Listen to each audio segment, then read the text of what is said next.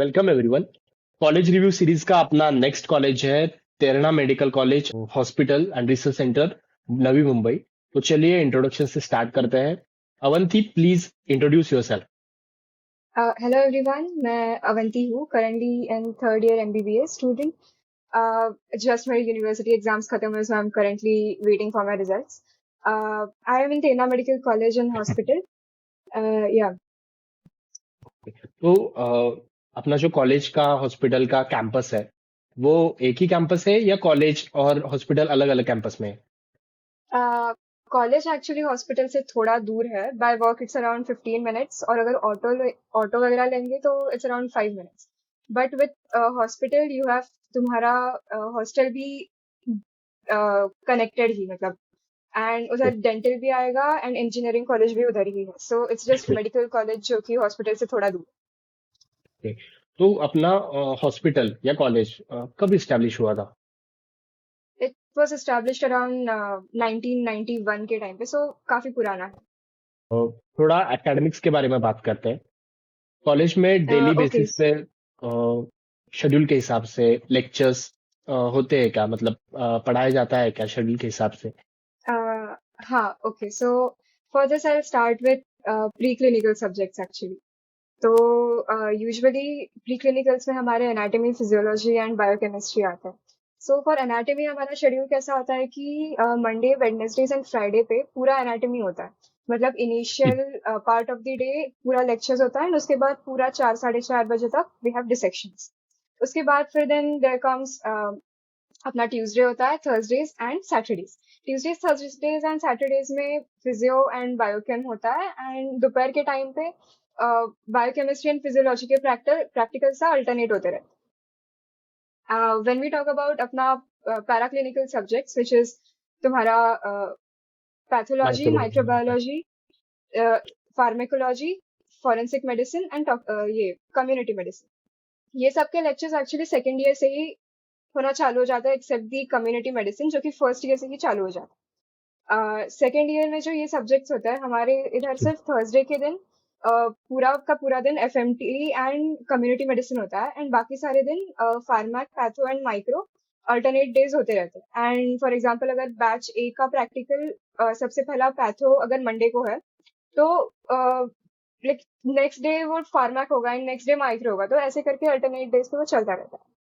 अभी when I talk to clinical subjects, जो कि अपने मेजर क्लिनिकल सब्जेक्ट्स है, medicine, surgery, OBGY, peds, including the allied subjects and ENT and ophthal, तो ये सारे होते तो चालू सेकेंड ईयर से ही है विद क्लिनिकल पोस्टिंग। सुबह सुबह आर्ट्स एंड ऑल लेक्चर्स होते हैं, इनके हॉस्पिटल में ही होते हैं। And as we go in third year में most of the time in subjects को ही दिया जाता है with FMT and PSM. Usually there's this schedule बना के देते हैं, मंडेज, ट्यूसडेज, थर्सडेज, फ्राइडेज को क्या क्या सब्जेक्ट्स होता है, विथ प्रॉपर शेड्यूलिंग एंड किसका क्या है टॉपिक वगैरह, एंड दैट्स प्रीटी मच। जब सेकेंड ईयर से अपनी हॉस्पिटल में पोस्टिंग चालू हो जाती है, तो सेकेंड ईयर से ही मेजर सब्जेक्ट के पोस्टिंग डेली बेसिस पे होते हैं क्या? मतलब अभी शेड्यूल है हाँ, जनरल सेकेंड। सर्जरी का, जनरल मेडिसिन का, तो उनके डेली बेसिस पे पोस्टिंग उसके बाद पोस्ट टेंस लिए जाते हैं क्या? हाँ, ओके, सो जब हम पोस्टिंग की बात करते हैं वो तो सेकेंड ईयर से ही चालू हो जाता है।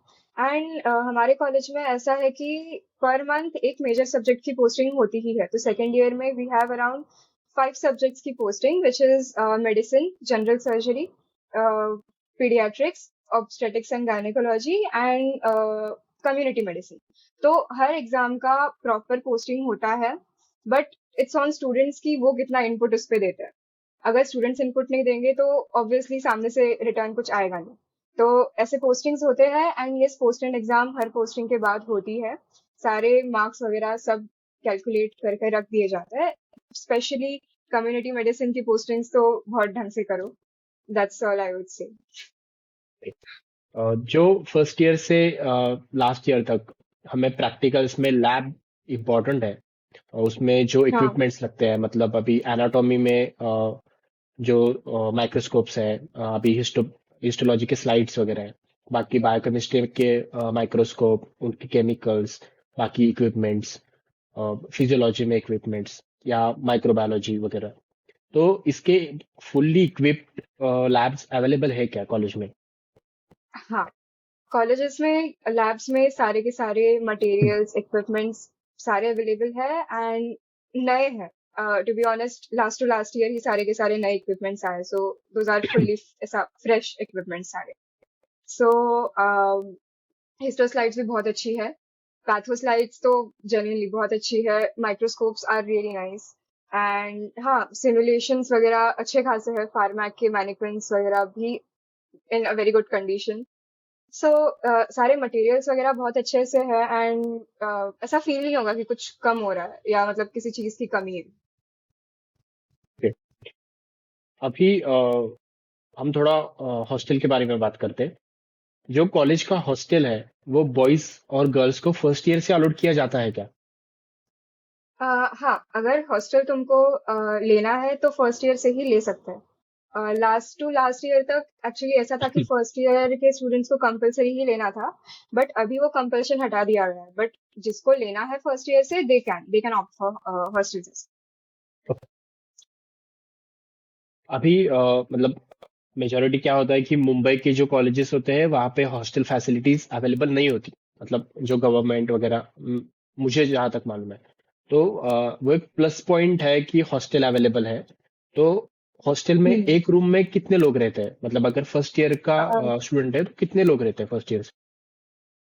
फर्स्ट ईयर हो या सेकेंड ईयर हो, थर्ड ईयर हो, फाइनल ईयर हो या रेजिडेंट हो, पर रूम में तीन लोग ही है। Per room has three people, three study tables, सबका एक एक अलग अलग कंपार्टमेंट है, अटैच्ड बाथरूम है एंड हाउस मतलब क्लीनिंग्स के लिए एवरी डे आते हैं, शाम के टाइम पे आते हैं, अराउंड 4:30 to 5:30 के अराउंड आता है एंड मेजर मतलब क्लीनलीनेस आई वुड से मिड है, ओकेश है। जब तुम जाके कंप्लेंट करोगे कि आओ करके, तो प्रोबेबली और अच्छे से क्लीनिंग करके करने के लिए आएंगे एंड अभी for example one of the plus points I see hostel में कि रूम्स में वगैरह कभी कभी अगर दीमक हो मतलब होता है ना वो बेड बग्स वगैरह वैसा हो गया, तो कभी कभी अगर लग भी गया तो if you complain in hostel का ऑफिस तो उसी दिन या फिर नेक्स्ट डे वो लोग पेस्टिसाइड्स पेस्ट कंट्रोल वाले आ जाएंगे, सो उतना इशू नहीं है and it's well maintain. Hostel के पास ही हॉस्टल की मेस है या प्राइवेट मेस लगानी पड़ती है बाहर? नहीं नहीं, हॉस्टल के नीचे ही मेस है। ओके, तो हॉस्टल और मेस का कंबाइंड एक्सपेंडिचर क्या रहता होगा अप्रोक्सीमेटली पर ईयर या? Combined expenditure approximately it's 2,50,000, but maximum 2,50,000। अभी तो अगर मेस नहीं भी लगाना चाहो तो you can go for that and तुम्हारा सिर्फ हॉस्टल का फीस आएगा अराउंड 1,50,000 तक। बॉयज के लिए भी मेस सेम सिस्टम है या मतलब गर्ल्स और बॉयज का हॉस्टल एक ही कैंपस में या अलग अलग है? कैंपस एक ही कैंपस में है, बॉयज और गर्ल्स का हॉस्टल, बट ऑब्वियसली बिल्डिंग्स दो अलग अलग है एंड मेस दोनों के लिए कॉमन। Okay. अभी थोड़ा लाइब्रेरी के बारे में बात करते हैं। मतलब एग्जाम है, बाकी रोज का भी कॉलेज के बाद हम लाइब्रेरी में ज्यादा टाइम रुकते हैं, तो लाइब्रेरी का जो माहौल है या सिटिंग अरेंजमेंट है वो सफिशिएंट है क्या? I would say it's quite sufficient as compared to the students arriving या sitting in the library, क्योंकि आधे स्टूडेंट्स प्रेफर करते हैं कि हॉस्टल में जाके पढ़े दोस्तों के साथ ग्रुप स्टडी वगैरह, बट ऐसे भी कुछ लोग होते हैं जिनको इंडिविजुअल पढ़ना ज्यादा पसंद है, ज्यादा प्रेफरेबल है, तो उनके लिए वगैरह library is one of the best places I would से। मेरा फर्स्ट ईयर से अभी तक मेरा पूरा का पूरा जितना भी टाइम गया है ऑलमोस्ट स्कूल के कॉलेज के बाद पूरा लाइब्रेरी में ही गया। I use to sit still I sit in library till 8। लड़के 10-11 बजे तक बैठ सकते हैं, बट लड़कियों के लिए it's more safer to sit 8 बजे तक, इट्स द रूल। तो उसके बाद अगर किसी को हॉस्टल के मतलब मेजोरिटी कॉलेजेस में अभी क्या है कि रीडिंग रूम अवेलेबल करके दी है, मतलब गर्ल्स के लिए जो 24/7 ओपन रहती है, तो ऐसी कोई फैसिलिटी अवेलेबल है क्या? राइट नाउ ऐसी फैसिलिटी अवेलेबल तो नहीं है, फिलहाल के लिए तो नहीं अभी थोड़ा एक्स्ट्रा करिकुलर एक्टिविटीज के बारे में बात करते हैं। मतलब हम हमारे कॉलेज में सभी मेडिकल स्टूडेंट्स साल में एक एनुअल फेस्ट मनाते हैं जो एक फेस्ट, मतलब सब लोग फर्स्ट ईयर से सेकेंड ईयर सब लोग उसकी मतलब वो वेटिंग में रहते कि कब आएगा वो फेस्ट। ऐसा कॉलेज का कौन सा फेस्ट है तुम्हारा कि वो हर साल मनाया ऐसे जाता है? कॉलेजेस हाँ, ऐसे कॉलेजेस के एक्चुअली दो फेस्ट है। सबसे पहला fest is revive which is growing थोड़े थोड़े टाइम पे। अभी that fest includes medical college, nursing, physio, dental, engineering पूरा। But then there is one more fest which is known as Aakanksha. वो fest is further divided into तीन parts, which is academics, sports and cultural. Academics में we usually call that particular thing as हृदया। वो we say कि it's our heart, it's like हमारी जान है वो। So उसमें we have national level conferences, हम ही कंडक्ट करते हैं। Then we have paper, poster and case presentations, quizzes होते हैं, बहुत सारे क्लिनिकल वर्कशॉप्स होते हैं, हैंड्स ऑन एक्सपीरियंसेस मिलते हैं। बाहर से डॉक्टर्स आते हैं खुद समझाने के लिए, बताने के लिए, नए नए स्किल्स सिखाने के लिए। And then we have sports जिसमें we have volleyball, cricket, football, badminton, basic sports ये सब हो गए। एंड देन कल्चरल में dance, music, bands, solo, group, skits, everything. And online gaming भी last 2-3 years से चालू है। So yeah, गणपति तो बहुत अच्छे से सेलिब्रेट होता है। Navratri, yes, definitely. छत्रपति शिवाजी महाराज का जो दिन होता है, जन्म दिवस उनका, वो भी सेलिब्रेट किया जाता है। उसके लिए पर्टिकुलर स्किट या फिर प्ले होता है तेरना ऑडिटोरियम में। फिर then normal independence day, republic day की ऐसे सारे छोटे मोटे थोड़ा थोड़ा कुछ ना कुछ होता ही रहता स्पोर्ट्स की कौन कौन सी फैसिलिटीज कॉलेज में अवेलेबल है, लाइक ग्राउंड, बाकी इक्विपमेंट, जिम वगैरह, तो क्या क्या अवेलेबल है? है। टर्फ है तेरना, हाँ, इट्स अटैच टू हॉस्टल ही। तेरना का टर्फ है। एंड देन जिम है। यस, जिम अभी 2-3 सालों से ही आया है रिसेंटली। एंड वॉलीबॉल कोर्ट्स है पीछे।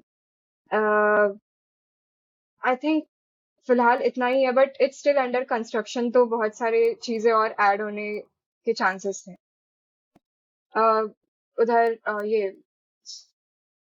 व्हाट्स दैट कॉल्ड, वो tennis, it's like tennis but छोटा, pickleball. Yes, pickleball भी है। और जिम का मतलब जिम की अवेलेबिलिटी है क्या, मतलब बॉयज के लिए, गर्ल्स वगैरह, हाँ कॉलेज? हाँ, जिम की अवेलेबिलिटी है। जिम पूरा कॉलेज के अंदर ही सिचुएटेड है। वो सुबह 9 बजे से 4 से 5 बजे तक खुला रहता है। सो इफ पूरा लेक्चर्स वगैरह सब होने के बाद people do workout over there. मतलब जैसे कॉलेज बहुत पुराना है, तो पुराने कॉलेज की एक खासियत होती है कि वहाँ पे नीट पीजी या पोस्ट ग्रेजुएशन के ओरिएंटेड एक अच्छा माहौल बनाया होता है। उनके सीनियर्स के टाइम से चलता आता है कि एक लीगेसी टाइप कि मतलब हम गाइड कर सकते हैं अपने जूनियर्स को, या हमारे जो सीनियर्स जिन्होंने एग्जाम क्रैक किए वो गाइड करते हैं, तो एक लीगेसी बनी होती है। तो ऐसा माहौल वहाँ पे है क्या? मतलब यही एक पुराने कॉलेजेस का बेस्ट पॉइंट है कि हम हम्म मतलब एक प्रॉपर स्टडी का माहौल, क्योंकि नए कॉलेजेस में तो बताने वाला कोई होता नहीं है। That is one of the biggest drawback कि कैसे करना है, क्या करना है। और सभी को पता है कि मेडिकल कॉलेजेस में स्पून फीडिंग तो होती नहीं है, जैसे 10th 12th तक होती थी कि टीचर समझाते थे कि ये करो, ये हम्म करना ही चाहिए। तो लाइक दैट हम्म माहौल है क्या नीट पीजी का, राइट? आई वुड से कि it depends on what kind of students you are hanging out with. अभी वो देर आर टू टाइप्स। एक तो होगा कि मतलब वो नीचे ही खींचना चाहेगा कि मतलब अरे ये क्या पढ़ रहा है, अरे वो क्या पढ़ रहा है। But most of the students जो मैंने लाइब्रेरी में देखे हैं, वो एक दूसरे को एनकरेज ही करेंगे। मतलब अभी जैसे मैं भी मोस्ट कभी कभी आई गेट वेरी स्टक किसी चीजों में, एंड व्हेन आई सी कि अच्छा ये सीनियर पिछले 2-3 साल से डिस्टिंक्शन लाते ही जा रहा है, and when I go to him और हर एंड आई आस्क कि ओके अभी मेरे को यहाँ तक मैं हूँ and I am stuck over here, तो अभी मैं इसके आगे कैसे करूँ, क्या करूँ, क्या रिसोर्सेज देखो। अगर मेरे को वो रिसोर्सेज देखने का टाइम ही नहीं है तो exactly how should I go.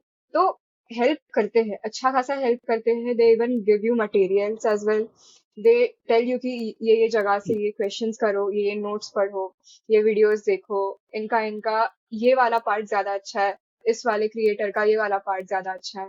And बहुत सारे लोग क्वेश्चन पेपर्स वगैरह भी प्रोवाइड करते हैं प्रीवियस ईयर्स वगैरह। सो लाइब्रेरी में ज्यादा यू नो आगे पुश करने का एनवायरनमेंट ज्यादा है, आई वुड से। ओके।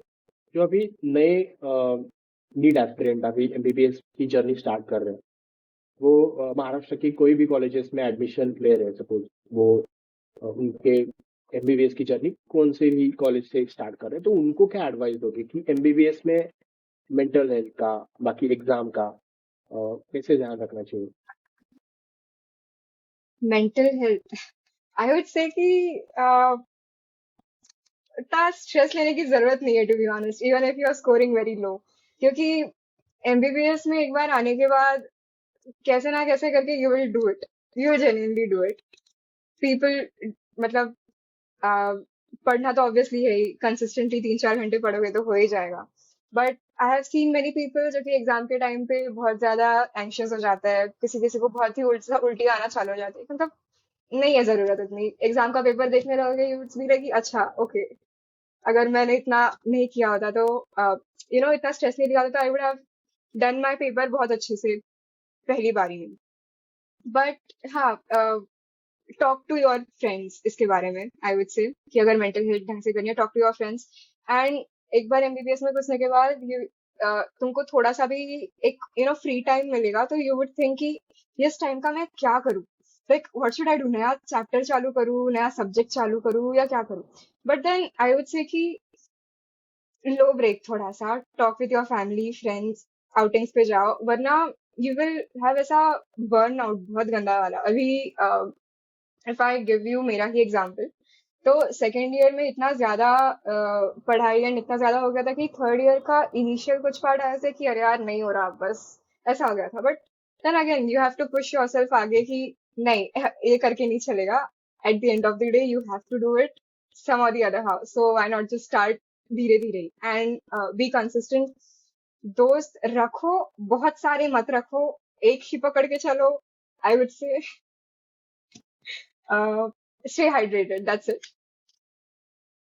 और एक मेरा क्वेश्चन था कि जैसे एक प्राइवेट मेडिकल कॉलेज है, तो जो गवर्नमेंट की फीस महा डीपीटी या आप मतलब स्कॉलरशिप का फॉर्म भरते हैं और ट्यूशन फी कुछ कास्ट के लिए, कुछ एक कैटेगरीज हम्म। के लिए वो माफ होती है, तो this type of fees concession Terna medical college में मिलते हैं क्या स्टूडेंट्स को? मतलब अगर वो ओबीसी है तो 50%, लाइक जो कंसेशन है जो गवर्नमेंट के बेसिस पे दिया जाता है as a semi government medical hmm. College, तो वो दिया जाता है क्या? मतलब वो ऐसे स्टूडेंट है क्या वहाँ पे? यस, डेफिनेटली दिया जाता है। अभी एज पर करंट गाइडलाइंस, अब हमारे कॉलेज के या करंट फी स्ट्रक्चर, तो फॉर ओपन कैटेगरी अभी का fee structure is around 9,13,000। For my batch it was around 8,20,000। तो आगे के बैचेस के लिए ऑब्वियसली वो बढ़ेगा। बट जब मैं ओबीसी ईवीएस कैटेगरी की बात करती हूँ, तो it is further divided into boys and girls. Boys के लिए, ओबीसी ईवीएस के लिए 4,09,000 का पर ईयर का पूरा स्ट्रक्चर है। And for girls it is 83,000। SC ST के लिए only admission fee is applicable, that is 1 lakh, sorry that is 1,600, and उनका tuition and developmental fees are like nil. तो बट बाकी जो फीस है जैसे कि डिपॉजिट देना पड़ता है या मेस हॉस्टल वगैरह है, उनका तो सबको सेम ही है, सेम ही भरना पड़ेगा। एंड मैनेजमेंट कोटा का इफ आई से कि मैनेजमेंट कोटा के लिए उनका fees per year is around 27,39,000, या इस साल पर ईयर। और एक क्वेश्चन पूछना था मुझे कि suppose you are getting now government medical college which is started 2 year back, तो तुम तेरना मेडिकल कॉलेज चॉइस करोगी या वो कॉलेज प्रेफर करोगी? I would still choose actually Terna, to be honest, क्योंकि जो नए कॉलेजेस होते हैं it depends on the patient load भी, कि मतलब कितने लोग आएंगे उधर, इवन इफ नया हॉस्पिटल है या फैसिलिटीज है या नहीं है। एंड मोर ओवर उधर द डिपार्टमेंट हेड्स, उनकी फैकल्टीज एक दूसरे के साथ कंफर्टेबल है नहीं है, तो वो पूरा बॉन्डिंग बैठने में, स्टूडेंट्स के साथ बॉन्डिंग बैठने में, वो पूरा ढंग से इस्टेब्लिश करने में थोड़ा टाइम तो जाएगा। And as compare to that, when I will talk about Terna, तो बहुत पुराना कॉलेज है। एंड बहुत पहले से फैकल्टीज वगैरह है, बहुत पुराने पुराने फैकल्टीज अभी भी है। सो इट्स क्वाइट नाइस, क्योंकि उनको पता है कि अभी अगर ये स्टूडेंट यहाँ पे, तो इसका आगे मिस्टेक क्या होगा, तो वो उस हिसाब से गाइड करेंगे। ऐसा है, तो आई would still choose theory. Thank you so much Avanti for giving us time. And अगर किसी को तेरना मेडिकल कॉलेज के बारे में कोई डाउट हो तो वो कमेंट में हमें पूछिए, we will answer to that. And मिलते हैं नेक्स्ट कॉलेज के साथ नेक्स्ट एपिसोड में।